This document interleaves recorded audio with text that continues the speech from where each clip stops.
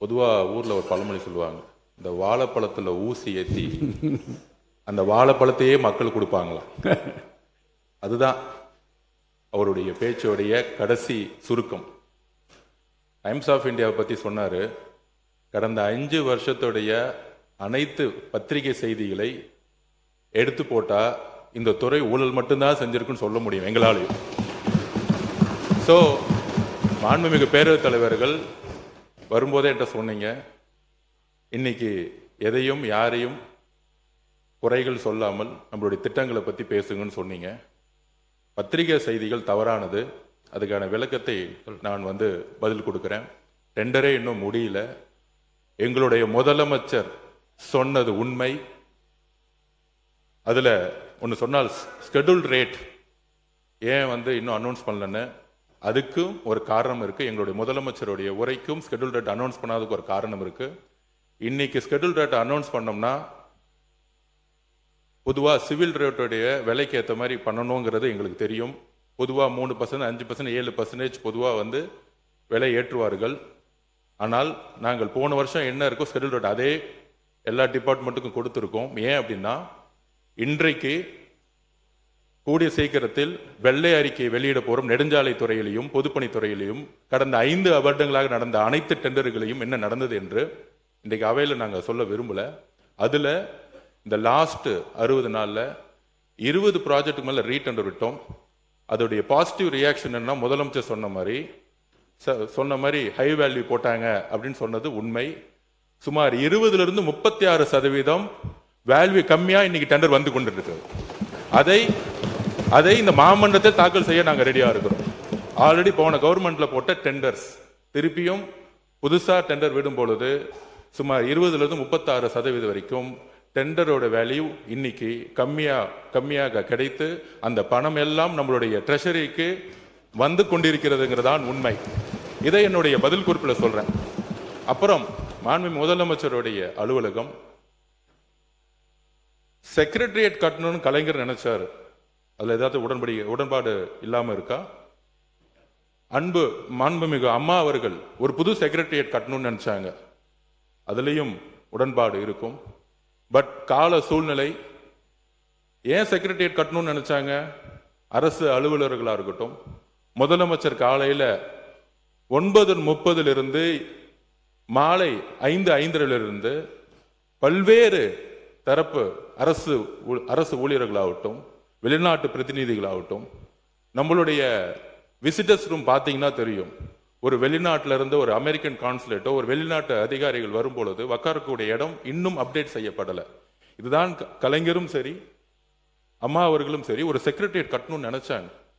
அப்ப முதலமைச்சருடைய வேலைப்பளு புதிய திட்டங்களுக்காக அவரை சுத்தி கிட்டத்தட்ட ஒரு 200 பேர் இன்னைக்கு ஒரு நியூ விஷன், ஒரு புதிய மாற்றத்தை உருவாக்க, ஒரு நியூ ரீஸ்ட்ரக்சருக்காக தன்னுடைய அலுவலகத்தை எல்லோரும் அமரக்கூடிய, முதலமைச்சர் தான் மட்டும் நல்ல ரூம்ல உட்கார்ந்தா பார்த்தாது, அங்க இருக்கக்கூடிய நீங்க பாத்தீங்கன்னா தெரியும். இப்ப கூட நீங்க உள்ள வரலாம்.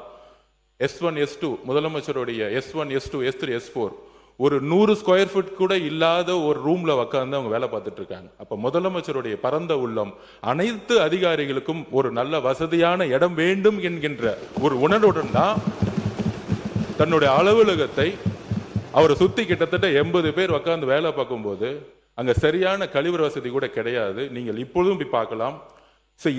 இதற்காக தற்காலிகமாக ஒரு ஏற்பாடுக்காக தான் இந்த இடத்தை மாத்துறாங்களே தவிர, இதை மற்ற உறுப்பினர்கள் சொல்லும் போது கூட இது ஒரு ஒரு அவருடைய வசதிக்கோ அவருடைய தேவைக்கோ அவர் கிடையாது.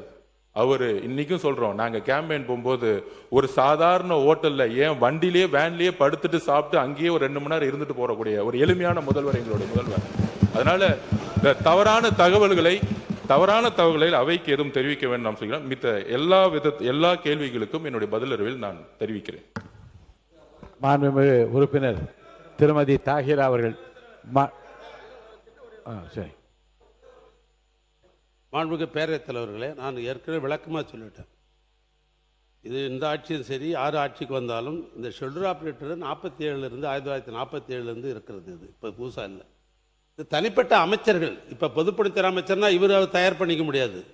பக்கத்தில் நம்முடைய அமைச்சர் இருக்கிறார தயார் பண்ண முடியாது. இது வந்து பல்வேறு துறையில் இருக்கிறவர்கள்லாம் சேர்ந்து ஐஏஎஸ் அதிகாரி, அது நிதித்துறையினுடைய செயலாளர் தலைமையில் இது நடைபெற்று இது பண்ணுறாங்க. அது இதை வச்சு தான் எஸ்டிமேட் போடுறோம். இதில் யாரும் ரேட்டு ஏற்றிக்கிறது மீண்டும் அமைச்சர் சொல்கிறார் தவறு. நான் கேட்க டெண்டர் போடுகிற பொழுது ஒப்பந்ததாரர்கள் தனக்கு வேலை கிடைக்கணும் எப்படியாவது. சில பேர் என்ன பண்ணுவாங்க, ஒப்பந்ததாரன்னு கேட்டீங்கன்னாக்கா நமக்கு லாபம் கூட வேணும், நம்ம இருக்கிற ஆட்களுக்கு சம்பளம் கொடுத்தாலும் சும்மா வச்சுன்னு சம்பளம் கொடுக்க முடியாது, மிஷினுக்கு டீசல் ஊற்றி ஆகணும் அப்படின்ற அடிப்படையில் கூட லோ டெண்டர் போடுவாங்க. அது வந்து ஆட்சிக்கோ அமைச்சருக்கு சம்பந்தம் இல்லை. ஏன்னா அந்த ஷெட்யூல் ஆஃப் ரேட் முடிச்சுட்டோம்னா, டெண்டர் போட்டுவிட்டோம்னா முடிஞ்சது. இன்னும் சொல்ல போனால் இன்னைக்கு அமைச்சர் மானிய கோரிக்கையில் இன்னைக்கு என் துறைக்கு பணம் வேணும்னு உங்ககிட்ட கேட்கிறாரு, பாஸ் பண்ணிட்டா முடிஞ்சிருச்சு அந்த வேலை. இல்ல இல்ல அப்படி கிடையாது. அதிகாரிகள் எந்த திட்டம் திட்டினாலும் அமைச்சருடைய கவனத்திற்கு வராமல் திட்டம் எதையும் ரிலீஸ் பண்ண முடியாது. இது என்னுடைய நேரடி கண்காணிப்புக்கு வந்த பிறகுதான் எல்லா துறையோடைய அதிகாரிகள் சேர்ந்தாலும் ஷெட்யூல் ஆஃப் ரேட் பொதுப்பணித்துறை அமைச்சர்கிட்ட வந்து தான் ரிலீஸ் செய்யப்படும். அதை நான் பதிவு பண்ணிட்டேன். போன வருஷம் இருந்த ஷெட்யூல் ஆஃப் ரேட்டை வந்து நாங்கள் வந்து மெயின்டைன் பண்ணிட்டு இருக்கோம். அது ஏன்னா இப்போ நம்ம ஒரு 7% 10% ஏற்றிட்டா இப்போ டெண்டர் விடக்கூடிய இடத்துல நாம் சொல்ற மாதிரி முன்னாடி அதிகமான வேல்யூ பண்ணி டெண்டர் விட்டதெல்லாம் இன்னைக்கு வந்து 20% 36% வரும்பொழுது இந்த ஷெட்யூல் ஆஃப் ரேட்டை வந்து கம்பேர் பண்ண ஆரம்பிச்சிருவாங்க. இன்னைக்கு இருக்க ஷெட்யூல் ஆஃப் ரேட் படி தானே அவங்களும் விடுறாங்க. அப்படிங்கிறதுக்காக இதை எங்களுடைய வெள்ளை அறிக்கையில் தெளிவாக நாங்கள் பதிவு பண்ணுவோம். சகோதரர் பிறந்த மாவட்டம் எதுன்னு சொன்னா அன்றைய வடார்காடு மாவட்டம், இன்றைக்கு அது வேலூர் மாவட்டம். வடார்காடு மாவட்டத்தில் தான் என் சொந்த ஊர், என்னுடைய ஊர் இருந்தது. அதற்கு பின்னால் திருவண்ணாமலை மாவட்டம், வேலூர் மாவட்டம், ராணிப்பேட்டை மாவட்டம், திருப்பத்தூர் மாவட்டம், இன்றைக்கு 4 மாவட்டமாக பிரிக்கப்பட்டு விட்டது. ஆனால் பொதுப்பணித்துறை அமைச்சர் மாண்புமிகு பேரவைத் தலைவர்களே, மூத்த உறுப்பினர், நான் பிறந்தது திருச்சி மாவட்டம், திருவம்பூர், BHL பதிவு செய்கிறேன். அவையில் தவறான ஒரு தகவல் கொடுக்கக்கூடாது. இன்னொன்று, தம்பட்டம் அடிக்கிறார்னு சொல்லிட்டே இருந்தார். அந்த வார்த்தை தேவையற்ற வார்த்தை. இன்னும் அறிவாலயத்தில் பெரியார் சிலை நிறுவப்படவில்லை. எங்களுடைய கட்சி அலுவலகத்தில் பெரியார் சிலையும் அம்பேத்கர் சிலையும் இருக்கிறது. பேசுங்க. தம்பட்டம் என்பது ஒரு அன்பார்லிமெண்ட், நம்ம சுய புராணம் என்று சில நேரத்தில் சொல்லுவோம், தம்பட்டம் என்று சொல்லுவோம், விளம்பரப்படுத்திக் கொள்ளும். இப்படித்தான் அதுக்கு பொருள் உண்டே, வேறொன்றுமல்ல. வேறொன்றுமல்ல. சரி, எனக்கு கிடைத்த தகவலை நான் சொன்னேன். ஒரு பெருமைப்படுத்துவதற்காக வடார்காடு மாவட்டம் ஒரு பெரிய மாவட்டம். அந்த மாவட்டத்தில் கேவிக்குப்பம் தொகுதியிலே தொண்டான் துளசி என்கிற அவருடைய தந்தை ராஜேந்தர் ரெட்டியார் அவர் எனக்கு கிடைத்த தகவலை வைத்து சொன்னேன். அது இல்லை என்று மறுத்தால் அதை பற்றி எனக்கு நான் ஏற்றுக்கொள்கிறேன். ஆனால் அதற்கு பக்கத்தில் தான் குடியாத்தம் என்கிற ஒரு தொகுதி இருக்கிறது. அந்த குடியாத்தம் தொகுதியில் தான் பெருந்தலைவரை அங்கே நிறுத்தி வைக்க வேண்டும் என்று முடிவு செய்கிறார்கள். ஏன்னா எம்எல்ஏ ஆனதான் முதலமைச்சராக இருக்க முடியும் 6 மாசத்துல. அப்படிப்பட்ட நிலையில குடியாத்தத்தில் அவர் நிற்க வேண்டும் என்று முடிவு செய்த பொழுது அண்ணாவுடைய பெருந்தன்மை பாருங்கள், திராவிட முன்னேற்ற நிறுவன தலைவருடைய பெருந்தன்மை பாருங்கள்.